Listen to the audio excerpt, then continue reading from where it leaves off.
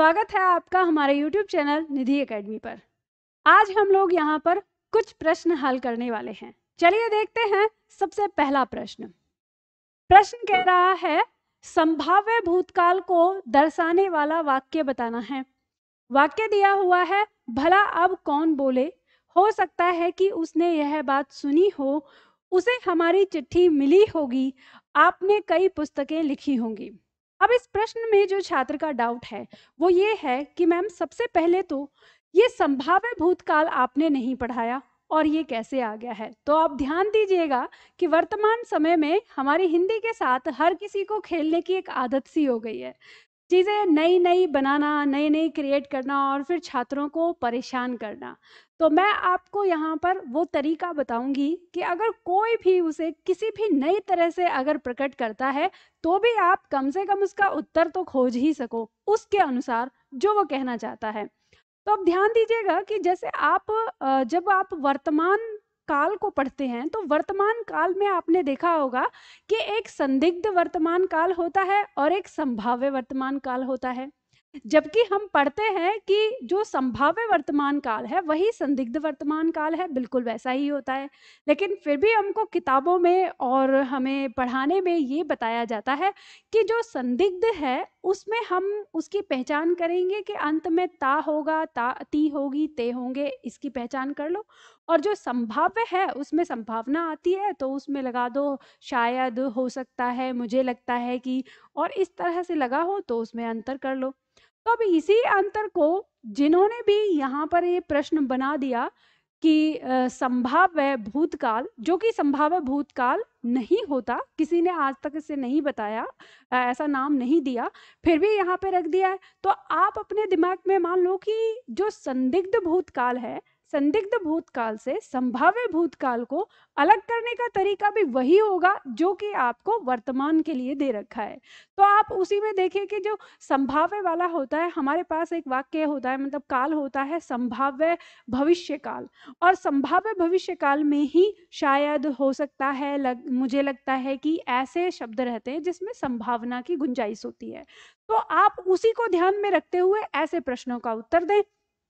तो आप यहाँ पर देख लें जो 4 वाक्य दिए हैं कि ऐसा कौन सा वाक्य है जिसमें संभावना वाली बात हो रही है। संभावना तो आपकी संदिग्ध में भी होती है लेकिन संभाव्य में रखते हैं ज़्यादातर।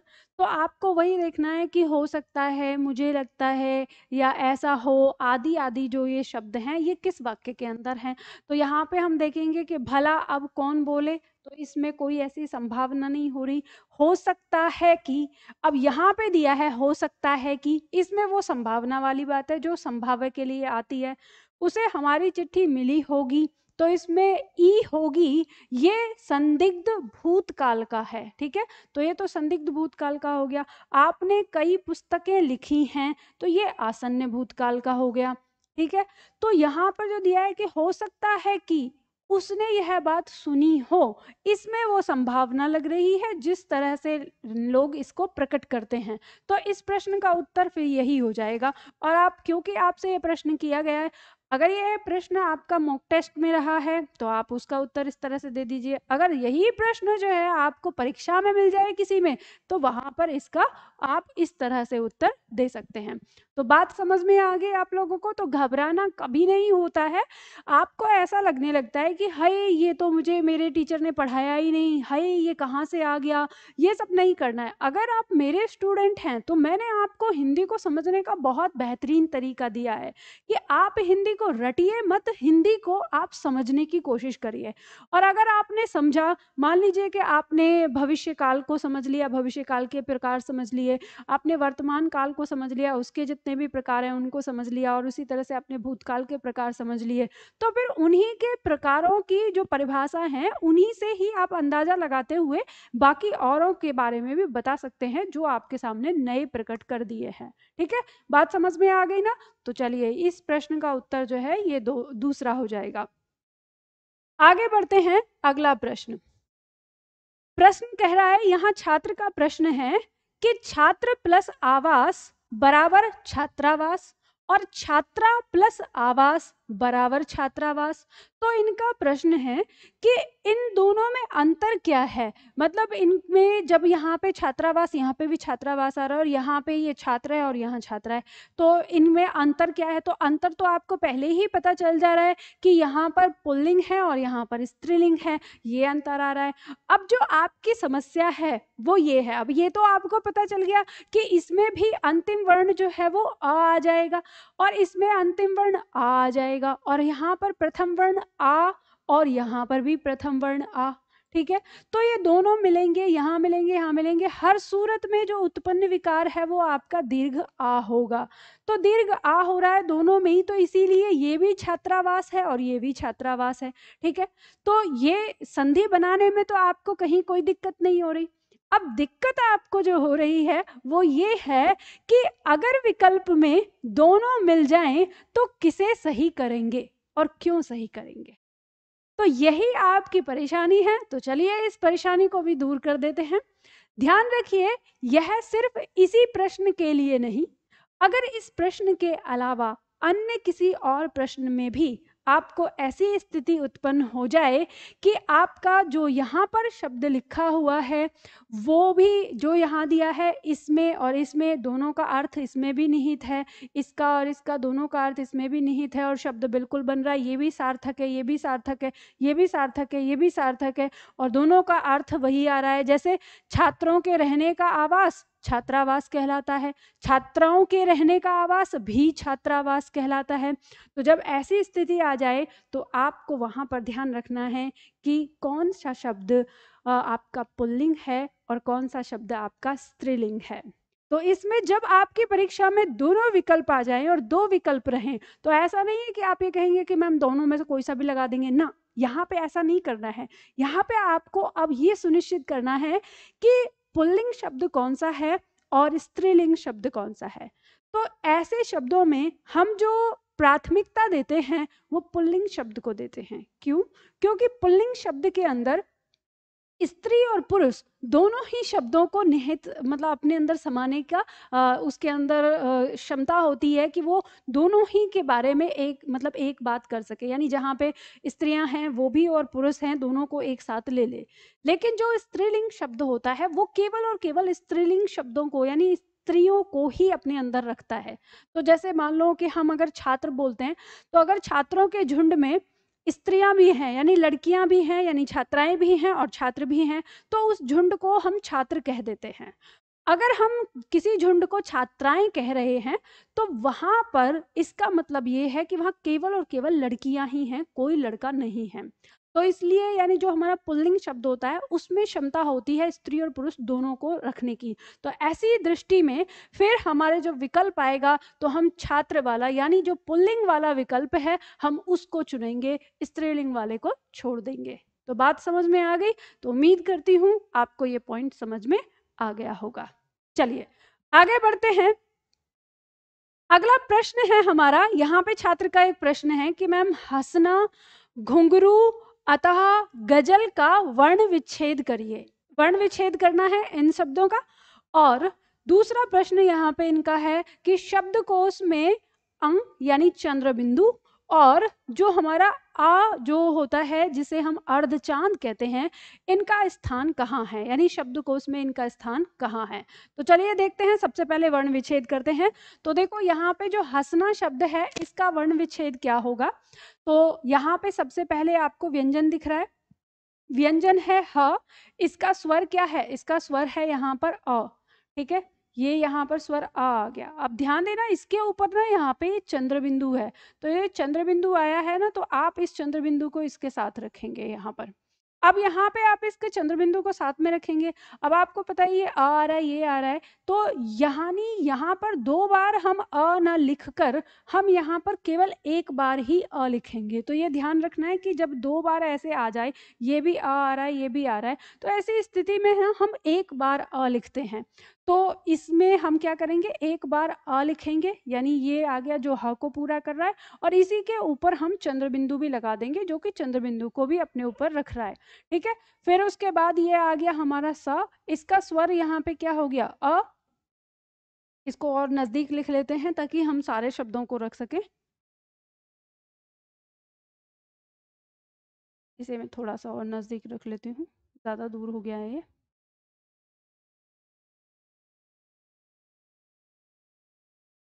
ठीक है, देखो, तो ये आ गया, यहाँ पे फिर आ गया हमारा न, और फिर इसका स्वर हो गया आ। अब हम यहाँ पे घुंघरू शब्द का देखेंगे, तो घुंघरू का यहाँ पे देखना है। तो देखो यहाँ पे ये आ गया घ। अब घ के ऊपर स्वर क्या है, तो स्वर दिया है हमारा ऊ। अब क्योंकि यहाँ पर ऊ है, अगर ये अ होता तो हमको ऊपर जो चंद्र बिंदु है हम उसको एक ही लिख देते, किसकी तरह, जैसे हसना में लिखा है। लेकिन यहाँ पर हमारा ये ऊ है तो हम छोटा ऊ लिखेंगे। अब छोटे ऊ पर तो चंद्र बिंदु लिखेंगे नहीं, चंद्र बिंदु का वास्तविक रूप जो है वो अ के साथ आता है, प्रकट होता है। तो यहाँ पे ये ऐसे आ जाएगा। फिर उसके बाद हमारा क्या आ गया, घ आ गया, और घ का स्वर यहाँ पर क्या हो गया, अ हो गया, क्योंकि कोई मात्रा नहीं है तो आ हो गया। फिर उसके बाद हमारा र आ गया, और र की यहाँ पे मात्रा आ गई बड़ा ऊ। ठीक है, अब फिर हमारा शब्द दिया है अतः। अतः को देखेंगे, देखो इसमें आ गया अ अपने वास्तविक रूप में है, फिर हमारा ये त आ गया, और उसके बाद विसर्ग है, तो ये विसर्ग हमारा ऐसे आ गया। इसके बाद फिर हम रखेंगे गजल शब्द को, तो गजल में देखेंगे पहले हमारा ग हो गया, इसका स्वर हो गया अ, फिर हमारा ये ज हो गया। अब ज में आप नुक्ता लगा दीजिए पीछे, इस पे स्वर हमारा क्या है अ, फिर उसके बाद ल, और इसका स्वर क्या है हमारा अ। इसमें ऐसा कुछ नहीं, नुक्ता जब लगा हुआ है तो नुक्ता ही लगाएंगे आप उसमें। ठीक है, तो ये हो गया यहाँ पे इसका वर्ण विच्छेद। फिर उसके बाद शब्द यह है कि शब्दकोश में अनुस्वार जो हमारा चंद्र बिंदु है इसका, और जो अर्धचांद है इसका स्थान कहाँ होगा। तो ध्यान दीजिएगा, जब मैंने आप लोगों को बताया था तो हमारा क्रम इस तरह से होता है। सबसे पहले होता है हमारा यहाँ पर अनुस्वार, फिर अनुस्वार के बाद अगर कोई शब्द होता है तो हमारा विसर्ग का होता है, और फिर उसके बाद हमारा अ होता है, फिर उस अ के बाद हमारा आ होता है, और आ के बाद हमारा ई, और फिर उसके बाद बड़ी ई, और ऐसे चलता रहता है। तो आप ध्यान दीजिएगा, इन्हीं के बीच में इनका स्थान होता है। तो ये जो हमारा अनुस्वार है, इस अनुस्वार के तुरंत बाद यानी यहाँ पर हमारे चंद्र बिंदु का स्थान होता है, क्योंकि अनुस्वार के बाद ये अनुस्वार का ही हिस्सा है, अनुस्वार का हिंदी रूप है। ठीक है, तो अनुस्वार का हिंदी रूप है तो पहले अनुस्वार आएगा फिर ये आएगा, तो यानी यहाँ पर इसका स्थान होगा। और ये जो हमारा आ अर्धचांद है इसका प्रयोग हमारे आ के ऊपर हुआ है, यानी आ स्वर के ऊपर। तो पहले आ स्वर आएगा, और फिर आ स्वर के बाद जब भी कभी आपको देखने को मिलेगा तो अर्धचांद मिलेगा। तो जहां पे भी आप देखेंगे तो यहाँ पर ये आपका अर्धचांद यहाँ आ जाएगा। तो इसका जो क्रम है वो आपको इसी तरीके से मिलेगा जैसे यहाँ पर दिया हुआ है। ठीक है, बात समझ में आ गई। चलिए, तो ये प्रश्न आपको समझ में आ गया। आगे बढ़ते हैं अब हम चौथा प्रश्न। अगला प्रश्न हमारा है कि मात्र और ऋणाम का जब संधि होकर हो गया मात्रणाम, और पितृ प्लस ऋण का संधि होकर पितृण हो गया।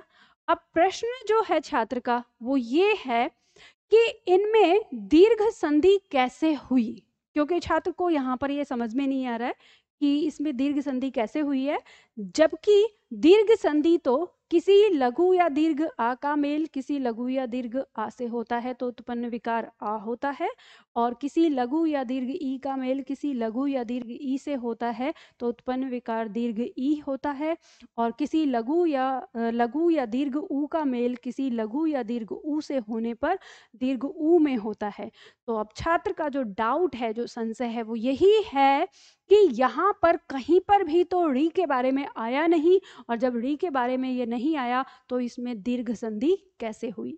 तो देखिए, यहाँ पर दीर्घ संधि ऐसे हुई कि हम सिर्फ हिंदी नहीं पढ़ते, हमारी एक भाषा है संस्कृत। ठीक है, तो संस्कृत भाषा में भी हमारी संधि है, क्योंकि जो संधि है वो हमारी संस्कृत भाषा से ही आई है। तो ये जो री वाली दीर्घ संधि है ये हमारी संस्कृत भाषा के अंदर होती है।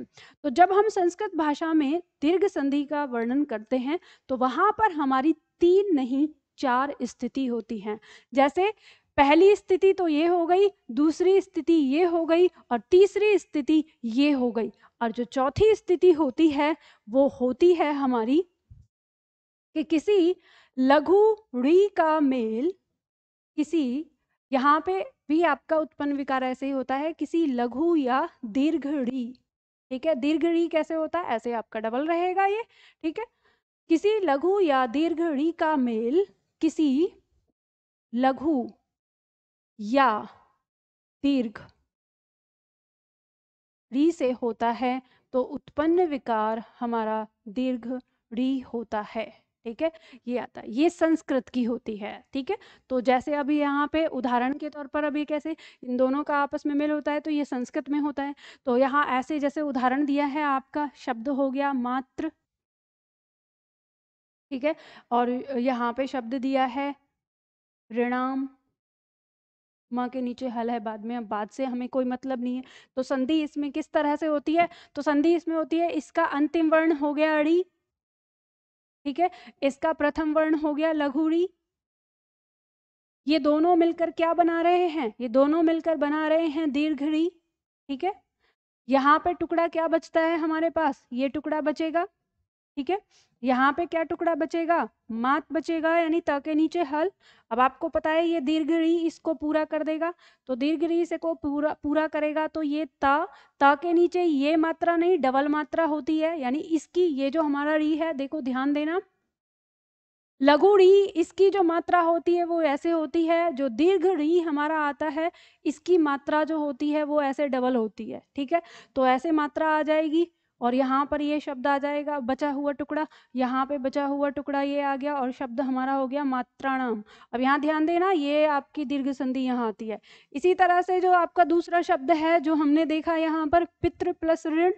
ठीक है, पितृ प्लस ऋण, यह शब्द भी आपका बनता है, इसमें भी सेम ही संधि होगी।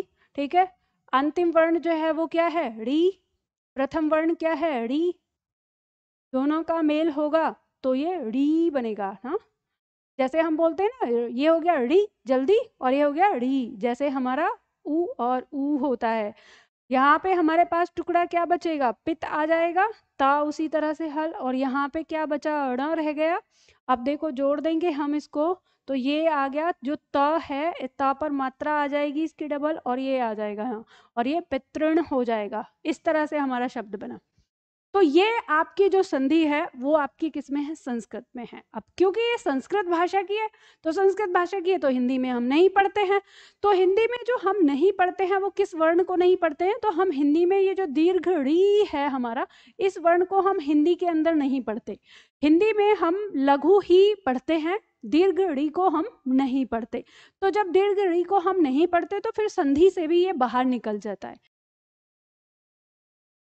तो उम्मीद करती हूँ कि आपको ये जो डाउट है ये अच्छे से समझ में आ गया होगा। ठीक है, तो अगर इस तरह के आपके किसी के भी कोई भी डाउट होते हैं तो मैं आप लोगों को इसी तरह समझा दूंगी। तो आपका कोई भी डाउट होता है कमेंट बॉक्स में लिख दीजिए, और साथ ही साथ ये डाउट तो हमारे एप्लीकेशन के थे जो हमारे छात्र क्लास लेते रहते हैं, तो उनके डाउट मैं इसी तरह से सॉल्व करती हूँ। तो अगर आप लोग भी हम क्लास लेना चाहते हैं, जैसे अभी आपके UPSI का बैच अनाउंस कर दिया गया है, और आप अगर UPSI का जो वैकेंसी है उसकी डिटेल आ चुकी है कि वो अप्रैल के लास्ट तक आ जाएगा। तो आप अगर UPSI का बैच लेना चाहते हैं तो बैच हमारा आ चुका है। सुबह में 11:30 बजे से बैच शुरू हुआ है, एकमात्र क्लास हुई है अभी उसकी, तो आप जल्दी से ज्वाइन कर सकते हैं। उस बैच को लेने के लिए आप लोगों को अगर ऑनलाइन क्लास लेनी है तो एप्लीकेशन डाउनलोड करना होगा निधि एकेडमी, और अगर ऑफलाइन क्लास लेनी है तो दिल्ली मुखर्जी नगर आ जाइए, यहाँ पे आप क्लास ले सकते हैं। ठीक है, चलिए तो आज के लिए इतना ही, फिर मिलते हैं अगली क्लास में।